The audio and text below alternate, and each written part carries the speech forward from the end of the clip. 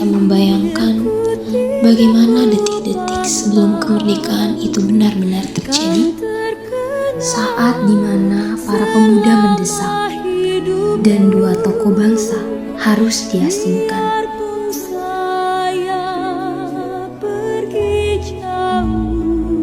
Mari kita kembali ke sebuah peristiwa yang membawa Indonesia semakin dekat dengan kemerdekaan. Inilah peristiwa Rengas Dengklok.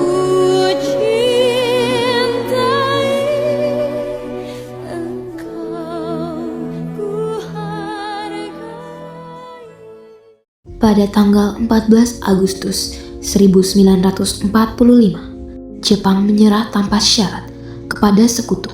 Berita tentang kekalahan tersebut sangat dirahasiakan oleh Jepang. Bahkan semua stasiun radio disegel oleh Jepang. Tetapi tokoh golongan muda mendengarnya. Designated Allied Supreme Commander to accept the surrender of the Japanese. He was met by Lieutenant General Eichelberger, commanding the 8th Army. Nagasaki sudah dibom, Jepang sudah kalah. Kita harus memberitahukan berita ini kepada pemuda lain.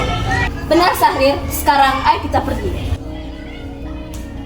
Setelah mendengar berita kekalahan Jepang, Sultan Syahrir, Sukarni dan para pemuda mengadakan rapat di Jakarta.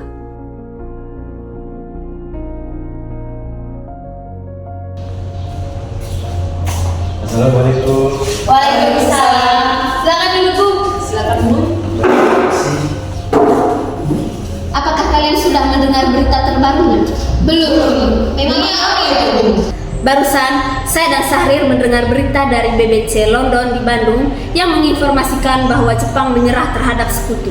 Benar, itu artinya Indonesia sedang mengalami kekosongan kekuasaan. Maka dari itu, saya mengumpulkan kalian semua di sini untuk membicarakan hal ini. Kalau begitu, kita harus segera mendesak golongan tua, terutama Bung Karno, untuk segera memproklamasikan kemerdekaan. Benar itu, Jepang sudah tidak memiliki wewenang di negeri kita. Mari kita memanfaatkan momen ini. Tetapi kita juga tidak ingin proklamasi dibuat oleh PPKI. Kenapa mesti begitu, Bu? Karena PPKI adalah buatan Jepang.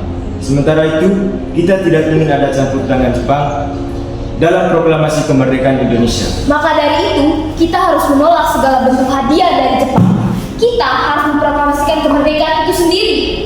Betul sekali? Betul sekali. Kalau begitu, kalian segera ke kediaman Bung Karno.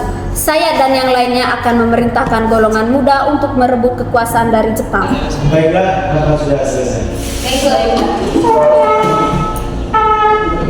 Keesokan harinya, pada tanggal 15 Agustus 1945, Khairul Saleh, Sultan Syahrir, Wikana, dan Darwis tiba di kediaman Soekarno di Jalan Pegangsaan Timur nomor 56 Jakarta dengan maksud menyampaikan hasil-hasil keputusan rapat.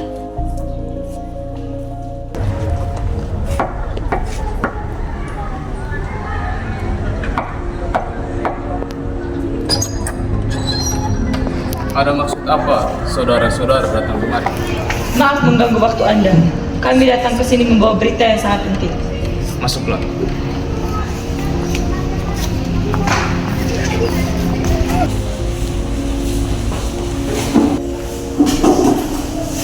Kabar penting apa yang saudara-saudara maksud? Begini, Bung. Kami mendengar bahwa Jepang telah menyerah pada sekutu dari berita BBC London di Bandung. Kemudian kami golongan muda berkumpul untuk mengadakan rapat dan hasilnya bahwa Bung Karno dan Bung Hatta harus segera memproklamasikan kemerdekaan Indonesia. Bung, kita tidak bisa begitu saja untuk memproklamasikan kemerdekaan. Kita harus membahas hal ini di rapat PPKI. Kita tidak mungkin membicarakan persoalan kemerdekaan pada PPKI, karena PPKI adalah buatan Jepang dan kemerdekaan Indonesia harus dari tangan rakyat sendiri. Bukan begitu, kita seharusnya memproklamasikan kemerdekaan di dalam rapat PPKI, karena PPKI merupakan badan yang mengurus kemerdekaan. Apakah kita harus menunggu Jepang untuk memerdekakan bangsa ini? Kita bisa, Bu. Kita pasti bisa memproklamasikan kemerdekaan ini. Sedangkan Jepang Jepang sejak kalah dalam perang melawan sekutu. Kekuatan sekecil ini tak mampu untuk mengalahkan armada Jepang.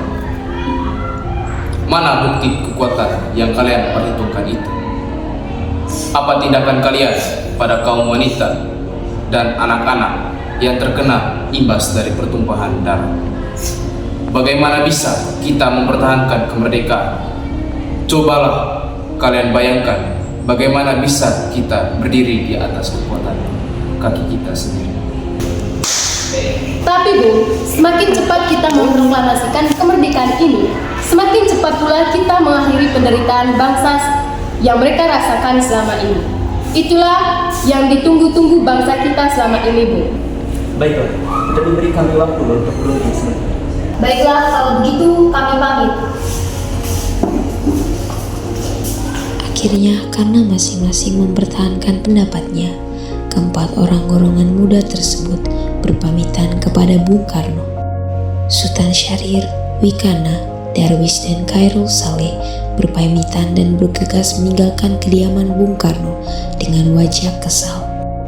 Kemudian, para anggota golongan tua mengadakan diskusi untuk membicarakan permasalahan tersebut. Bagaimana ya? Sepertinya kaum muda menuntut untuk segera melakukan proklamasi. Tapi kita tidak boleh kalah, karena kita harus mempersiapkan hal ini secara matang supaya tidak terjadi hal yang tidak diinginkan. Saya setuju.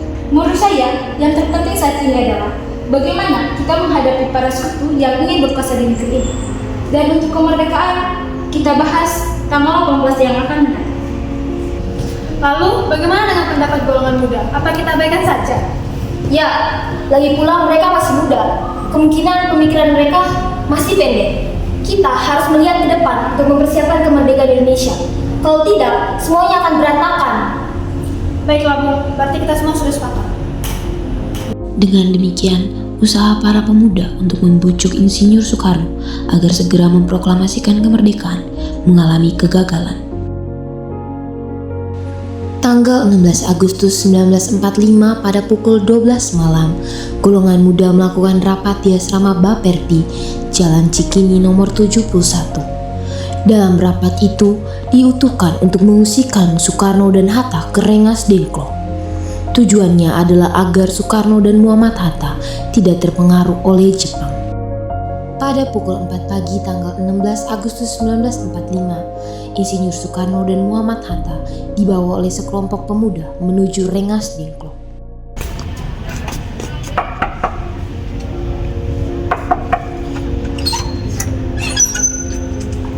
Ada maksud apa saudara datang sepagi ini? Kami bermaksud membawa Bung Karno untuk mengikuti kami menuju ke tempat pengasingan. Ah, pengasingan?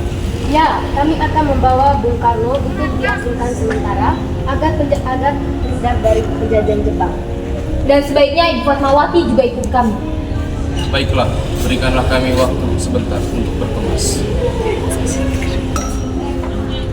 Mari Bu.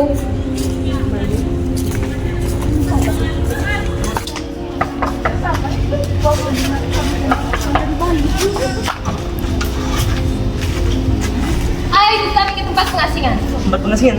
Tempat pengasingan apa? Tenang, Bung Karno sudah ada di sana.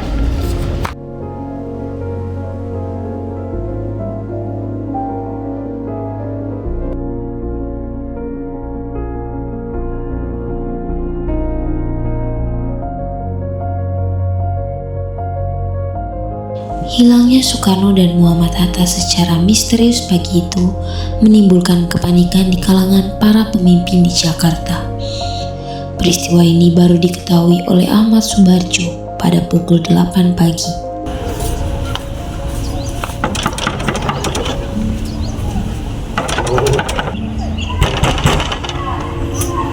Apakah Anda tahu di mana Bung Karno dan Bung Hatta? Maaf, saya tidak tahu, Bu. Katakan kepadaku di mana keberadaan mereka, dan aku akan menjamin keselamatan mereka. Jika mereka di Jakarta, aku pula akan menjamin proklamasi kemerdekaan Indonesia diumumkan pada tanggal 17 Agustus besok, selambat-lambatnya pukul 12 siang. Baiklah, saya akan menunjukkan tempatnya di Rengas Dengklok.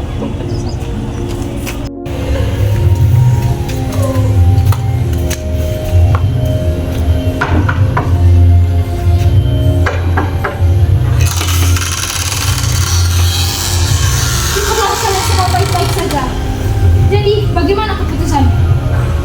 Kita akan bicarakan besok pagi. Sekitar pukul 11 malam, rombongan Insinyur Soekarno sampai di Jakarta untuk sesaat pulang ke tempat masing-masing, lalu langsung menuju rumah Laksamana Maeda untuk merumuskan naskah proklamasi. Dengan begitu, berakhirlah peristiwa Rengas Dengklok.